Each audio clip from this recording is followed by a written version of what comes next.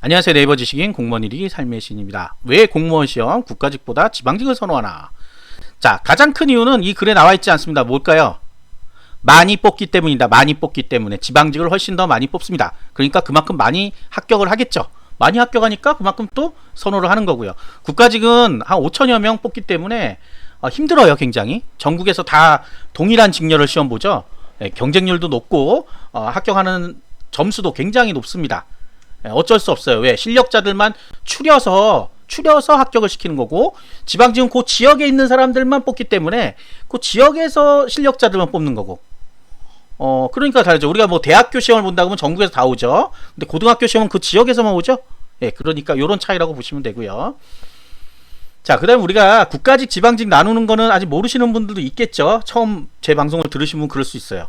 이미 다 우리 초보 공시생 가이드 같은 걸로 다 했는데 모르실 수 있잖아요. 자, 그래서 간단하게 설명드리면, 국가직은 정부 부처청에서 일하는 공무원이다. 무슨 교육부, 기재부, 행안부 이런 데서 근무하는 사람들이 국가직 공무원이라 그러고, 지방직은 지방자치단체, 서울특별시, 경기도, 인천광역시, 제주도까지, 제주특별자치도까지, 우리가 이런 뭐 시도지사가 있는 그 기관을 지방자치단체라고 하죠. 그래서 거기서 일하시는 분들이 지방직 공무원입니다. 근데 서울 사람들이 왜 지방직이지 이런 분도 있어요. 서울은 지방이 아닌데 지방자치단체의 준말이 지방직이에요. 그래서 서울특별시도 지방자치단체 소속 공무원으로 지방직입니다. 근데 별도로 그냥 서울시라고 부를 뿐이에요. 인천시도 인천시라고 부르는 사람도 있어요. 또 모르시는 분들은 모르니까. 자, 그래서 일하는 데가 다르죠. 국가직은 정부 부처청, 무슨 부, 무슨 처, 무슨 청, 소방청 이런 거 있죠. 처는 뭐 인사혁신처 이런데. 지방직은 뻔하죠. 시청, 구청, 군청, 동사무소, 사업소. 우리 요즘에 행정복지센터라고 부르는 데도 있고 주민센터라고 부르는 데 있죠. 거기, 그다음에 구청. 여러분들이 한 번도 민원 서류 같은 걸 발급 안 해보신 분들은 모르겠는데, 대부분은 한 번씩은 만나요. 우리가 지방직 공무원들은. 언제 만나요? 주민등록증 만들 때, 그 다음에 뭐 자동차 등록할 때, 여권 만들 때. 그분들 다 지방직 공무원들이에요. 자, 지방직 공무원은 우리 주위에 있죠. 그래서 흔하게 잘 보는 사람들이라고 생각하면 돼요. 우리가 옆에 누구 공무원 산대, 공무원 어디 다닌대? 그럼 뭐 교육부 다닌대. 많지 않아요. 실제로 교육부 어디 있어요? 저기 세종시 있죠. 물론 세종시 말고도 많이 있습니다. 근데 보통 그런 분들을 만나기가 쉽지 않아요, 사실은. 근데 이제 지방직 공무원들 많기 때문에 우리가 뭐 흔히 볼 수 있어요. 흔히 볼 수 있고 우리 주변에 많이 살고 있고요. 왜? 여기에서 출퇴근하니까. 자, 그렇습니다. 일단 가장 큰 거는 뭐예요? 국가직과 지방직의 가장 큰 차이는 어디서 근무하느냐의 문제인데, 지방직은 어디서 근무해요? 우리 주위에 근무하잖아요. 우리 동사무소 옆에 있잖아요. 주민센터 옆에 있잖아요. 여기에 근무하는 거예요. 내가 우리 지역에 시험 봐서 합격하면 여기 있는 거고, 국가직은 어디로 갈지 몰라요. 그게 전국 순환근무라고 합니다. 전국 순환근무. 우리가 생각하듯이 세종시에만 있나 서울시만, 옛날 분들은 뭐라 하면 서울에만 있는 줄 알아요. 정부 종합청사가 서울에 있잖아요. 있었다 이제 이사를 막 갔잖아요. 과천에도 있고 막 이사를 가잖아요. 어디로? 세종시로. 많이 갔죠. 그렇기 때문에 옛날 분들은 서울시 공무원이 국가직 공무원이 이렇게 잘못 생각하시는 분도 있어요. 아닙니다. 서울시는 또 서울시 다루, 서울시청, 그 다음에 무슨 마포구, 서대문구, 구청 이런 데서 근무하는 분들이 지방직 공무원이 되는 거예요. 국가직이 구청에 가서 근무할 일은 없습니다. 파견을 가는 경우가 간혹 있을 수 있는데 없어요, 거의. 자, 그러면 가장 큰 차이가 내 지역이냐 아니면 멀리 순환근무를 하느냐 이런 부분인데, 요즘 국가직도 일부 직렬들은 순환근무를 그 지역에서만 합니다. 지역에서만. 굉장히 뭐 많은 직렬들이 있기 때문에 그 중에 일부만. 자, 큰 차이를 한번 여기 볼게요. 뭐가 있다? 이게 그러니까 내가 지방직만 해야 되겠다, 국가직만 해야 되겠다 하고 결심이 되는 이유는 사실은 이 직렬 때문에 그래요. 종류. 그러니까 내가 어떤 직렬을 선택할 거냐에 따라 국가직도 할 수 있고 지방직도 할 수 있는 게 있고, 반대로 국가직에만 있고 지방직에 없는 것들 있어요. 이거예요, 바로. 검찰직. 우리 검찰 어디 있어요? 검찰청에 있죠. 검찰청. 우리가 맨날 TV에서 보는 거는 서울중앙지검만 보고 있죠. 대검찰청하고. 지역에 가면요, 지역, 이 지방하고 헷갈리지 말라고 지역이라고 써요. 인천에 가면 인천지방검찰청이 있죠. 대구도 대구지방검찰청이 있고요. 법원하고 나란히 같이 있잖아요.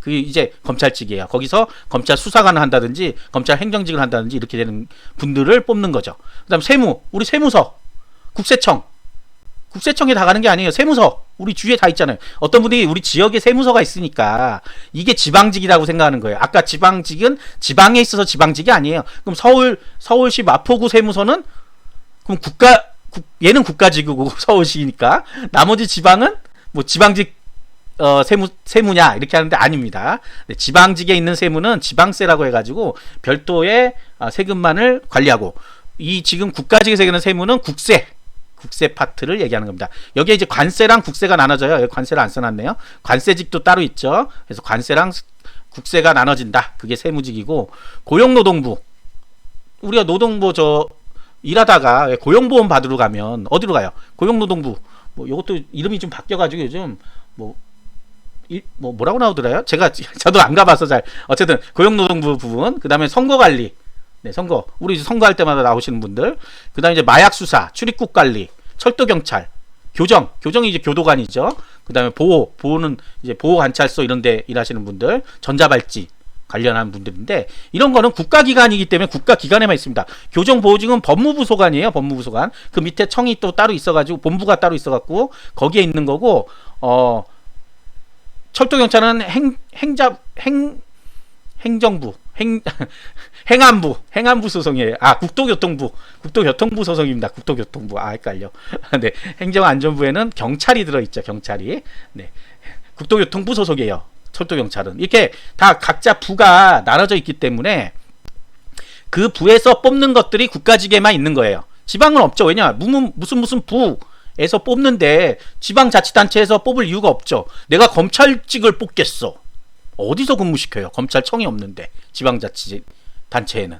자 그렇게 그냥 간단히 생각하시면 됩니다. 대신에 이제 지방직에만 있는 직렬들이 있어. 사회복지 그 다음 지방세니까 지방에만 있겠죠. 그 다음에 보건소 네, 보건직 그 다음 간호직도 이제 보건직이나 시립병원 이런 데 갑니다. 네, 의료기술직도 있고요. 뭐 이런 부분들. 자, 요 두 가지 중에 제가 말씀 안 드린 기술직렬들이 있는데 기술직렬들은 보통 비슷해요. 예, 근데 이제 가는 부서가 다를 뿐이에요. 여기 국가직은 정부 부처청으로 가는 거고 지방직은 지방자치단체 소속으로 기술직이 들어오는 거고 이렇게 좀 다른 거가 있어요. 자, 그 다음에 지방직에는 교육청도 있어요.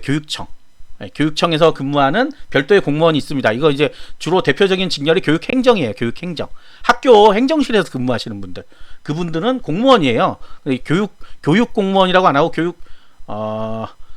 교육행정 공무원이라고 하는데 이게 부르는 용어도 좀 애매하긴 애매합니다. 보통 교육 공무원이라고 하면 교사를 얘기하는 거고요.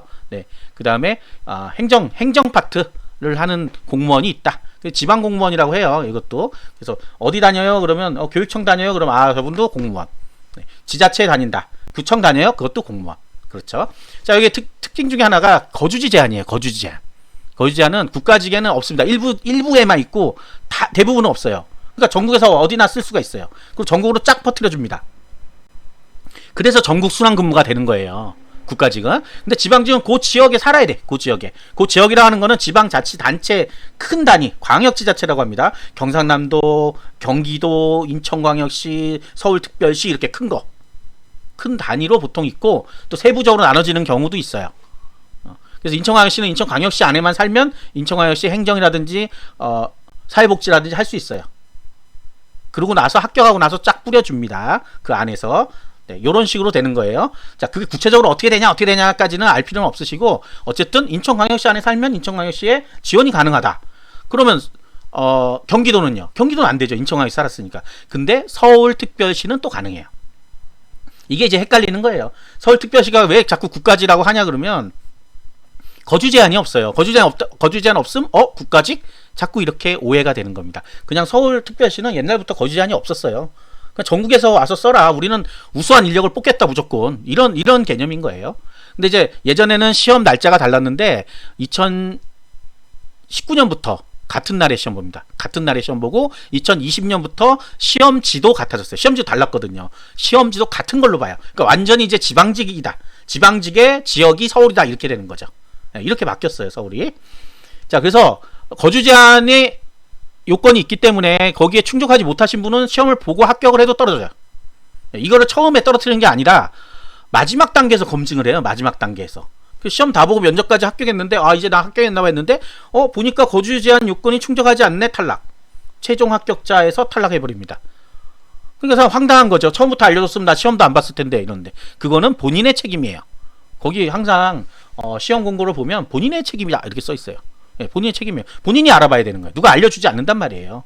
자, 거주자는 제가 별도로 동영상 만들어 놓은 것도 있고 여기 제 페이지 맨 위쪽에 이렇게 보시면 거주지 제한 요건 이렇게 하고 있어요. 국가직, 지방직 있습니다. 국가직도 일부는 있다 그랬어요. 여기서 설명하면 복잡해지니까 넘어가겠습니다. 자, 또 여기서 가장 큰 것도 국가직은 이제 전국 순환을 하다 보니까 아무래도 주말부부 얘기 나오면 보통 공무원이 주말부부다 그러면 둘 중에 한 명은 국가직이에요. 어쩔 수 없어요. 다 같이 내려갈 수도 없고 지방직 공무원과 국가직 공무원이 결혼한다.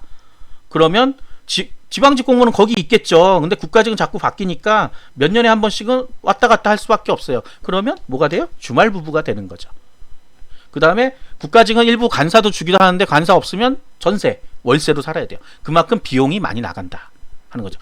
내가 혼자 타지에 있으면 돈이 많이 나가죠.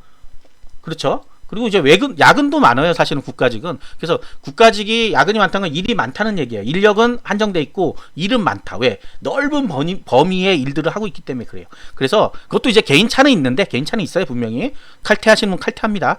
근데 전반적으로 볼 때 야근이 많다는 거는 일반적인 얘기예요. 알려진 바예요. 그러니까 전부 다 그렇다는 건 아니지만 그냥 일반적이다. 아, 야근이 좀 많구나. 지방직도 야근이 많습니다. 근데 그거는 약간 본인 의지도 있고 뭐 억지로 잡아놓는 건 없는데 어쨌든 그런 거에서 급여 차가 좀 난다. 갑자기 급여 얘기 왜 하지? 근데 급여랑 복지 혜택이 같아요. 원래는 급여표에 금액이 같이 나와 있단 말이에요. 똑같이. 근데 뭐에서 차이가 나냐면 수당에서 차이가 나요. 수당. 그 수당이 국가직이라고 많고 지방직이라고 적은 게 아니라 본인이 얼마 야근을 많이 했나, 주말에 근무를 많이 했나 이런 것들에서 차이가 많이 난다는 거예요.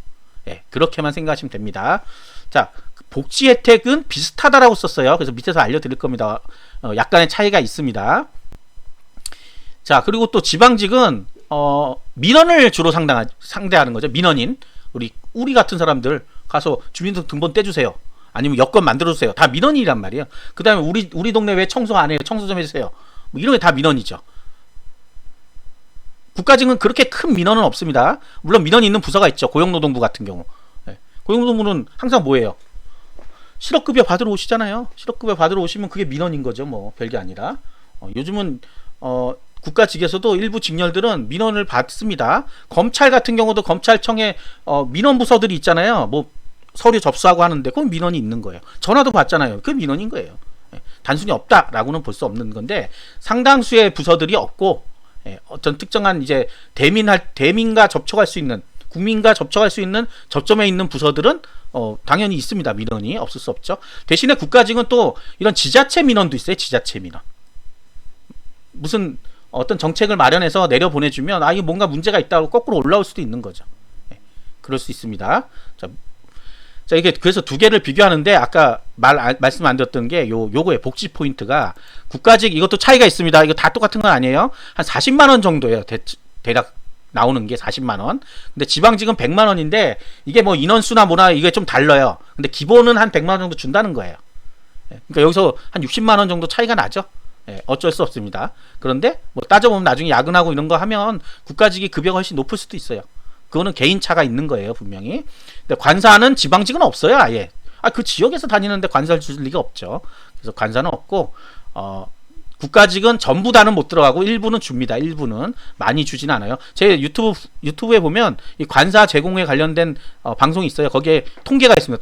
통계를 보시면 어느 정도 주고 있는지 알 수 있어요. 순환근무도 이제 보시면 지방직은 그 지자체에서 이제 광역지자체라는 데가 인천광역시예요. 서울은 서울특별시가 광역지자체가 되는 거죠. 그 밑에 뭐가 있냐? 기초단체들이 있습니다. 기초단체. 마포구, 서대문구, 인천이면 서구, 중구, 동구 뭐 이런 거예요.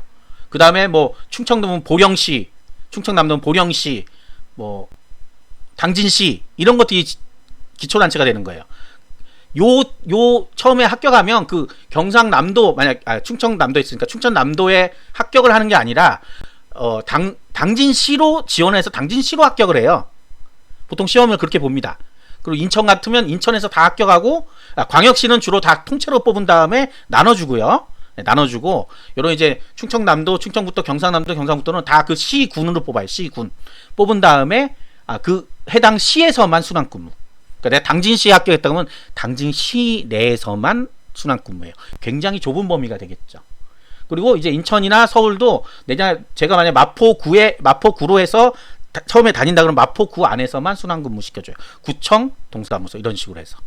그래서 지방직이 더 선호가 될 수밖에 없는 거예요. 가까운 데서 안착을 할 수가 있어요. 정착을 할 수 있다. 자, 요런 장점이 있습니다. 근데 국가직은 여기저기로 보내는 경우가 많다고 해요. 네, 여기저기로. 이 중에 이제 국가직 중에 제가 거주 제한이 있다라고 얘기했던 그 부분이 뭐냐면 지역 구분으로 뽑는 게 있어요. 일행 지역 구분 해서 서울, 뭐 인천, 경기 이런 식으로 뽑거든요. 거기는 그 지역에 5년간은 그 지역에 있을 수 있어요. 5년간.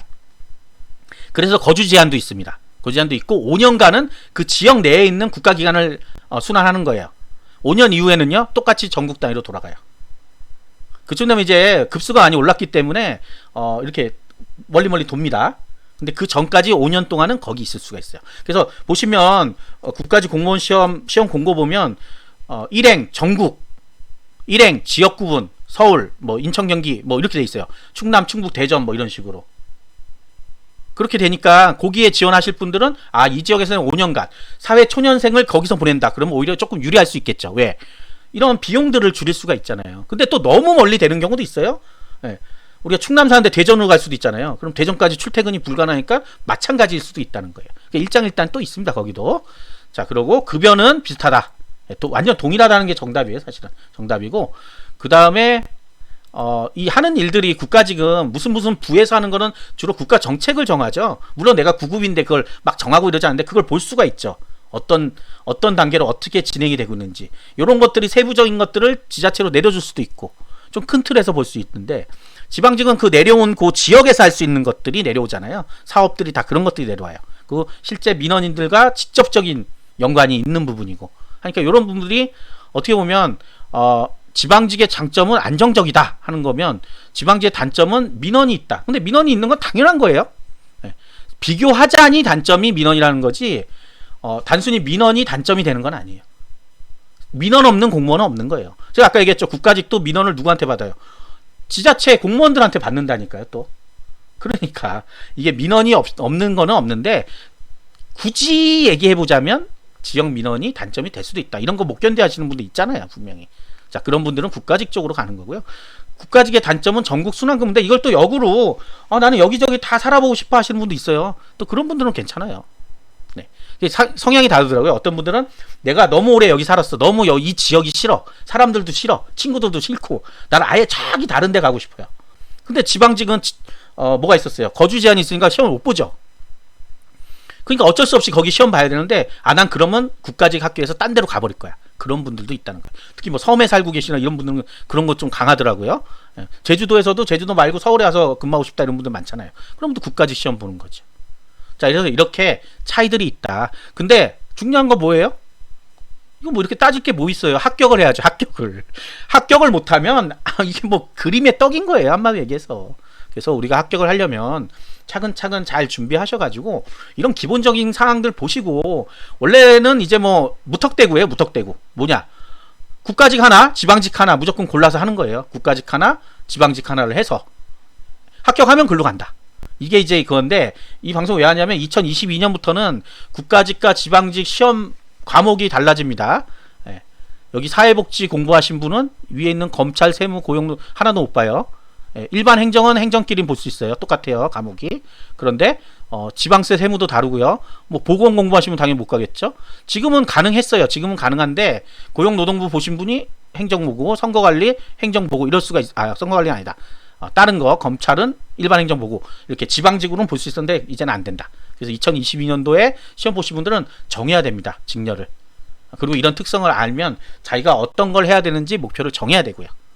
2021년도까지는 호환이 된다는 게 뭐냐면 선택 과목을 잘 조정하면 볼 수 있어요. 선택 과목을. 근데 22년부터 선택 과목이 없어지고 지정된 5과목만 보게 돼 있거든요. 직렬마다 다 달라요. 그러니까 그때 돼서 아이쿠나 이거 잘못됐구나, 내가 정해야 되는 거였구나 하지 마시고 미리미리 준비하시면 됩니다. 지금 제가 말씀드린 건 국가직에 대한 일반적인 얘기, 지방직에 대한 일반적인 얘기인 거지, 야 나는 안 그런데 무슨 소리 하고 있어, 야 나는, 이런 개인적인 거에 다 반영할 수는 없습니다. 이런 걸 만약에 제가 댓글을 옛날에 열어봤거든요. 그랬더니 야 나는 아닌데 너 죽을래, 막 이런 게 진짜 많았어요. 제가 댓글을 닫은 이유가 그거예요. 전반적인 얘기를 하면, 전반적인 얘기라고 그냥 아 그럴 수도 있겠네, 쟤는 저럴 수도 있겠네, 너가 어떻게 알아, 너가 어떻게 아니까 하겠죠. 모르는데 어떻게 방송을 해요. 그쵸? 이게 완전 거짓말이에요 지금 하는 게. 그러면 안 들으시면 되는 거고, 어느 정도 신빙성 있는 얘기들을 듣고 그 내용들을 파악하고 알려드린 건데, 댓글을 막 받다 보면 그런 것들이 너무 많아요. 그게 역효과가 나는 게 뭐냐면, 본인이, 제가 방송을 하기 싫어진다는 거예요. 그것 때문에. 그러면 어쨌든 이걸로 도움을 받으신 분도 계실 텐데 그분들한테는 피해가 가는 거죠. 그래서 저는 댓글을 다 닫아놨습니다. 특히 이제 다른 방송 하시는 분들이 많이 와서 뭐 견제를 하는 건지 어떻게 하는 건지 몰라도 안 좋은 것들 많이 써놓고 가요. 굉장히 막 똑똑하신 분들이에요. 이 바닥에 오래 있으신 분들인가 봐요. 뭐 되게 잘 알아요.